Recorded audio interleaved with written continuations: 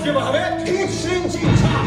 Hello friends, कसे आहात तुम्ही सगळे? आय होप तुम्ही सगळे छानच असाल। तर आज आम्ही आलेलो आहे सकाळी सकाळी म्हणजेच 7:45च्या शोला, आणि तो पण कुठला मूवी आहे तर तो आहे छावा, अर्थात एका मराठी माणसाने बघायचा मूवी। आणि इकडं आहे आशुतोष। चला आता बघू आपण मूवी कसा आहे ते। छावा चित्रपटाबद्दल सांगायचं झालं तर 14 फेब्रुवारी रोजी हा प्रदर्शित झाला, पण त्याच्या आधीच त्याचा ट्रेलरने चांगलीच धुमाकूळ घातली होती। आणि हा चित्रपट छत्रपती संभाजी महाराज यांच्या जीवनावर आधारित आहे आणि विकी कौशल यांनी मुख्य भूमिका साकारली आहे। चित्रपटाचे दिग्दर्शन केले आहे लक्ष्मण उत्तेकर यांनी, तर संगीत दिलेलं आहे AR रहमान यांनी।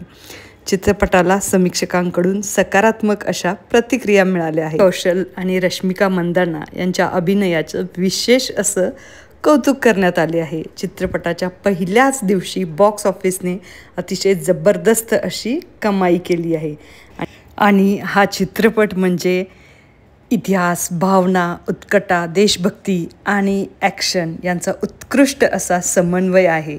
विकी कौशलने छत्रपती संभाजी महाराजांच्या भूमिकेत अतिशय उत्कृष्ट असा अभिनय केला आहे आणि अक्षय खन्नाने औरंगजेबाची भूमिका अतिशय प्रभावीपणे साकारली आहे।